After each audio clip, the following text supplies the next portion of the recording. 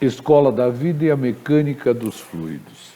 Os alicerces construídos pela mecânica dos fluidos são os que possibilitam a compreensão de muitas aplicações da engenharia. Poderíamos considerar as seguintes aplicações: escoamento em canais e condutos forçados ou livres, seleção de bombas hidráulicas, dimensionamento de instalações hidráulicas, lubrificação, esforço nas paredes de reservatórios e barragens, projetos de pontes e embarcações, dimensionamento de ventilação, estudos aerodinâmicos e muitos outros. Portanto, não dá para pensar em engenharia sem mecânica dos fluidos. Mecânica dos fluidos básica, Raimundo Ferreira Ignácio. Uma viagem pelo livro do professor Franco Brunetti e pelo livro do professor Raimundo Ferreira Ignácio. O livro Mecânica dos Fluidos do professor Franco Brunetti pode ser adquirido em livraria ou consultado em biblioteca.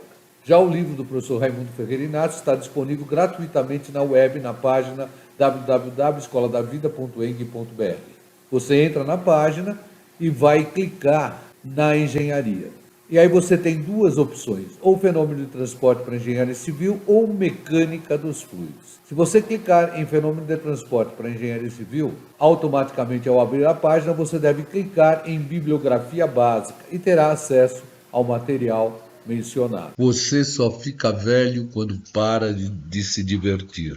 Estudar para mim é uma diversão e é me divertindo que inicio essa aula 3 no laboratório. Experiência, impacto do jato em superfície fixa. Bom, eu quero que essa aula seja uma homenagem ao professor José Roberto Coqueto, que foi uma das pessoas que mais me influenciou e me motivou a me tornar um professor até hoje. Infelizmente, o professor Coqueto hoje é uma estrela que ilumina os nossos caminhos. Aqui está a sua representação para essa experiência. Nós temos um bocal, esse bocal vai jogar um jato que vai incidir em uma superfície, essa superfície vai ter um ângulo teto, e aqui em cima nós vamos colocar pesos, de tal maneira que a força originada pelo impacto do jato vai se igualar com a força-peso. E aí nós vamos procurar, comparar o que obtivemos em laboratório com o que obtínhamos com a equação teórica. Vamos partir para essa experiência no laboratório. Vamos aprender fazendo. Esta foi uma das lições que o professor Coqueto passou para mim na época que eu era seu monitor. Bom, está aí o esboço da bancada do laboratório, que será utilizada pelo Maurício, onde iremos obter os dados. Então, observem que aqui nós vamos ter água entrando, o jato incidindo na superfície fixa. Isso vai me dar uma força na direção Y. E essa força na direção Y vai ter que ser neutralizada ou equilibrada pela força-peso. Esquematicamente, nós temos seção 1 e seção 2. Nós vamos aplicar a equação da quantidade de movimento de 1 até 2 e vamos achar a força que o jato propicia na superfície sólida fixa na direção Y. Esta força terá que ser igual à força-peso. Nós vamos colocar aqui as massas e vamos, nesse ponto, ter um equilíbrio. O que nós podemos variar será a vazão com que a água é injetada. Conhecemos a massa específica da água. Vamos ver isso passo a passo. Bom, vamos recorrer à equação da quantidade de movimento que será aplicada da seção 1 até a seção 2. Essa equação é a nossa equação 6.1, ou seja, menos P1A1N1 mais P2A2N2 mais QM vezes vetor velocidade em 2 menos vetor velocidade em 1, fecha colchete, mais o peso do fluido. Consideramos as seguintes hipóteses. Fluido incompressível, portanto a massa específica é considerada constante. Propriedades uniformes na seção. Atritos desprezíveis. Peso do fluido desprezível. Variação da seção do jato desprezível. Variação da energia potencial entre as seções 1 e 2 também será desprezível. Distribuição uniforme do fluido em todas as direções. Bom, trabalhamos a escala efetiva, o que implica dizer que a pressão P1 é igual a P2, que é igual à atmosfera, será considerado igual a zero. Considerando o eixo Y, resulta FSY menos 0 porque é a pressão atmosférica, mais zero, porque é a pressão atmosférica, mais a vazão em massa, vezes V2 cosseno θ menos V1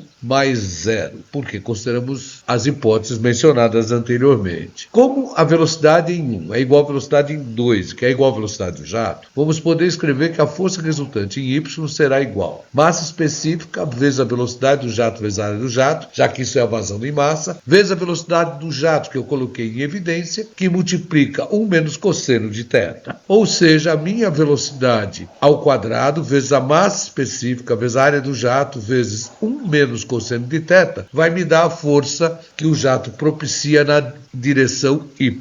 Essa força na direção y é considerada a força teórica do jato sobre a superfície. Claro, na direção y.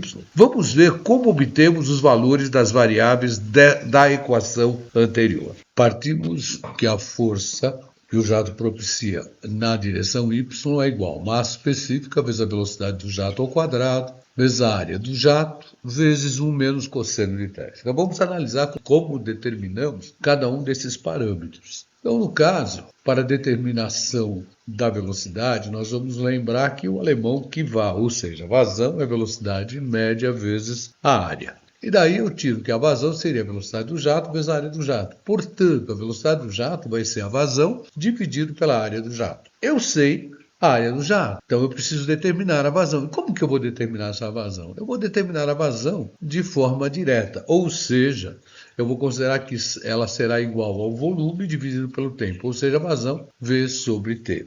A área, eu sei que o diâmetro do bocal é 8 milímetros, então é só aplicar π, diâmetro do bocal ao quadrado, sobre 4. A massa específica, teoricamente, ela é obtida em função da temperatura da água. Tem casos que nós vamos considerar um valor considerado quase padrão para a água, que seria 1.000 kg por metro cúbico. Mas o correto seria ter a temperatura da água e determinar a massa específica em função da temperatura. O ângulo será obtido em função do defletor que nós vamos usar. Então, se nós usamos hemisfério, eu sei que o θ é 180. Se nós usamos uma placa plana, eu sei que o θ é 90 graus. Se eu uso a placa com θ 120, e ainda posso usar o cônico, onde o θ é igual a 30 graus. Esses serão os defletores que nós vamos usar ao longo dessa experiência. Muito há que alguém disse, o sábio sabe que não sabe. Rui Barbosa. Essa conscientização nos motiva a aprender um pouco a cada dia. Na experiência, o objetivo é comparar a força teórica do jato com a força experimental. Então, nosso próximo passo será mostrar como obtemos essa força experimental.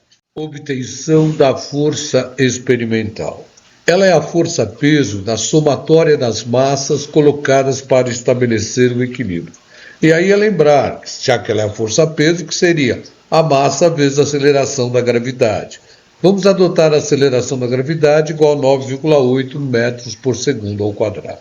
Vejam isso no esquema a seguir. Uma pessoa que nunca cometeu um erro, nunca tentou nada de novo. Albert Einstein. Para viabilizar a representação gráfica da experiência, variamos a vazão do jato e isso resulta numa variação tanto da força teórica como da força experimental com a vazão. Vide a próxima tabela. Construir os gráficos da força teórica em função da vazão e da força experimental em função da vazão para as placas fixas, ou seja, para os defletores abaixo. Aqui vocês terão que preencher a massa, que vai para o equilíbrio, que vai dar origem à força Fs, e o tempo cronometrado, que vai nos permitir calcular a vazão. Estamos supondo 3 medidas para cada um dos defletores. E depois nós vamos levantar os gráficos e comparar um com os outros. Procurem executar essa tarefa assistindo ao vídeo que mostra o levantamento de dados no laboratório. Qualquer dúvida, entre em contato. E procurem também construir os gráficos através do Excel. Claro que o ideal seria obter várias leituras para a mesma vazão. Porém, até pelo espaço de tempo que temos durante as aulas, isso não foi feito. Dessa maneira, aumenta-se a probabilidade de erros. Até mesmo para mostrar isso, compare os dados obtidos através do vídeo com os dados obtidos pelo professor José Roberto Coqueiro. Então, aqui está a tabela que foi obtida por ele. Uma sugestão: façam o gráfico com os dados do vídeo e façam os gráficos com o Coqueiro e procurem comparar.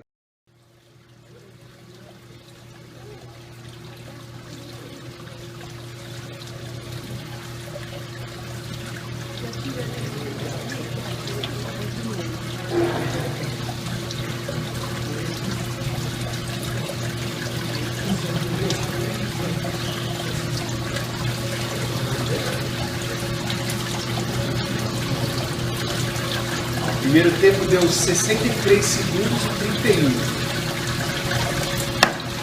Quanto que é a massa, mano? 600 gramas.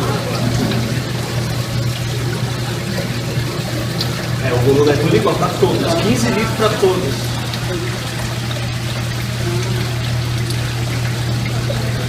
Ó, o que o Maurício está fazendo é o seguinte, ele está ajustando, certo? Para que eu tenha o equilíbrio entre as forças.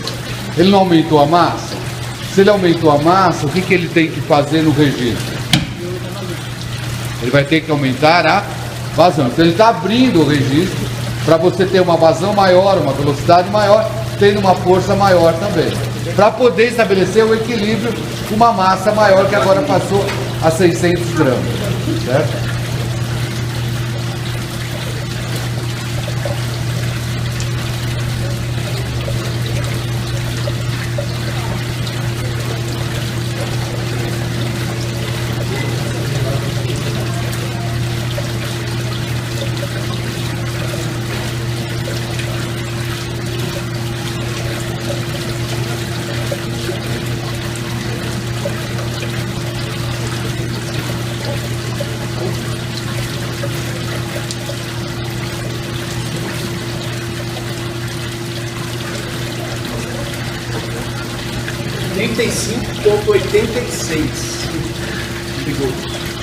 Ó, novamente está coerente. Por que o tempo diminuiu?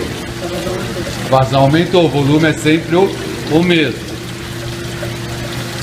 Agora a massa vai aumentar para 900 gramas.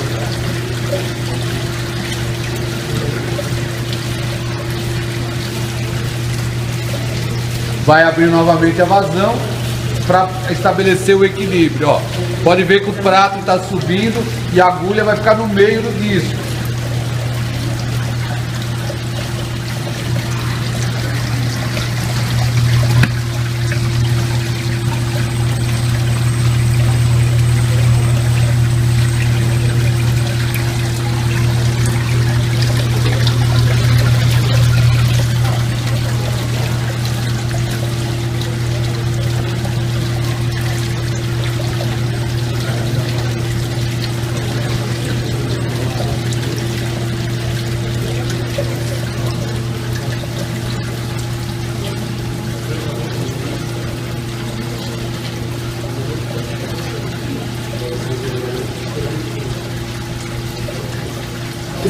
Segundos, ponto 73.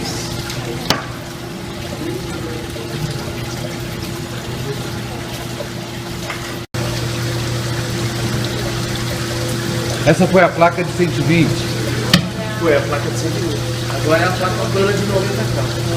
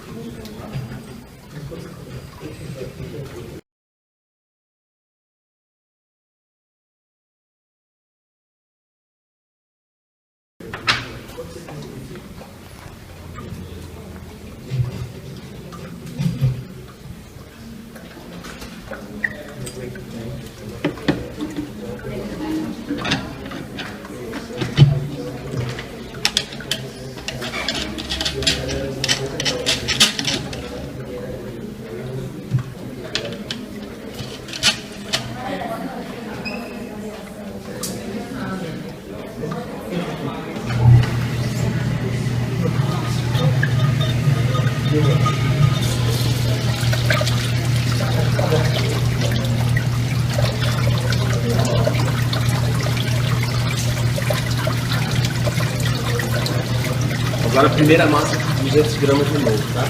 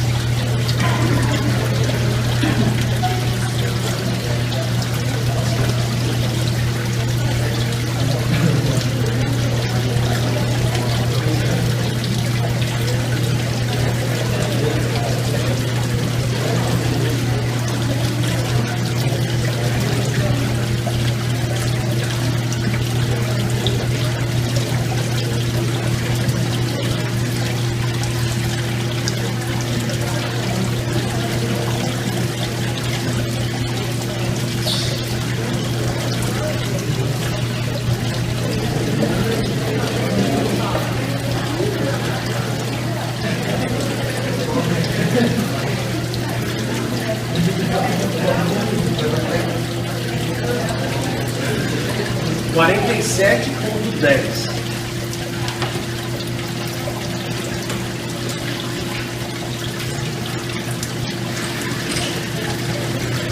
$500 agora.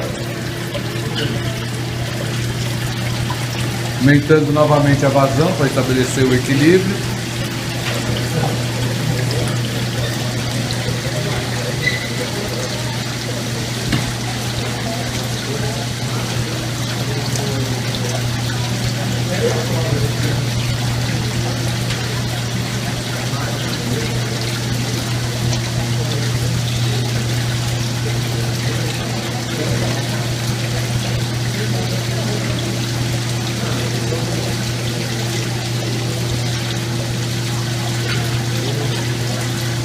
Esse tipo de jato é importante em turbinas. Pelton, Francis, turbinas que eu vou usar para gerar energia elétrica, através da energia hidráulica. Né? Porque na verdade esse jato vai bater na superfície e vai fazer com que o rotor rode. E aí eu vou transformar a minha potência hidráulica em mecânica, a mecânica vai entrar no gerador, o gerador vai transformar em potência elétrica e vem para a gente.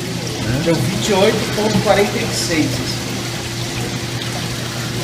Agora são 800 gramas.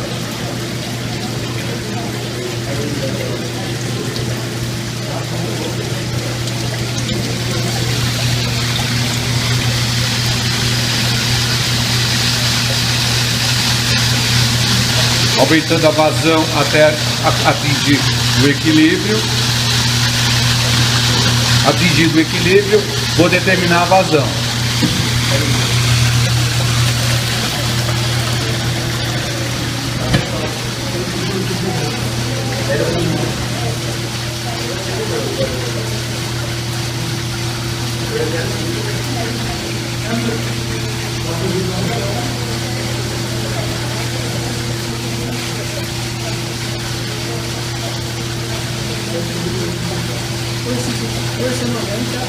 Agora o componente de hoje está fazendo mais impacto. Ah, isso aí. 24,17.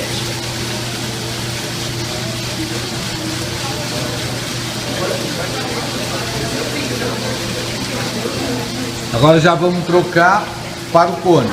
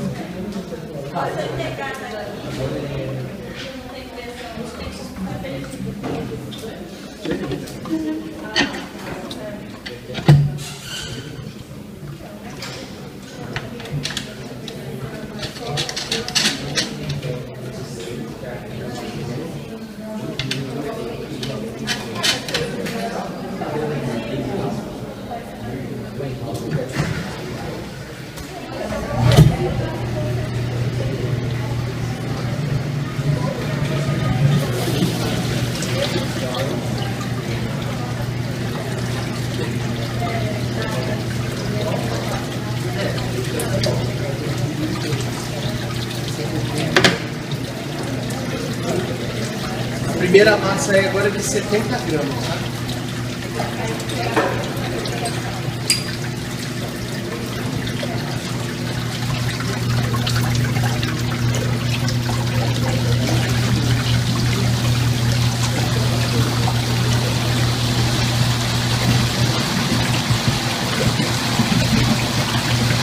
Olha lá, atingir o equilíbrio, determina a vazão.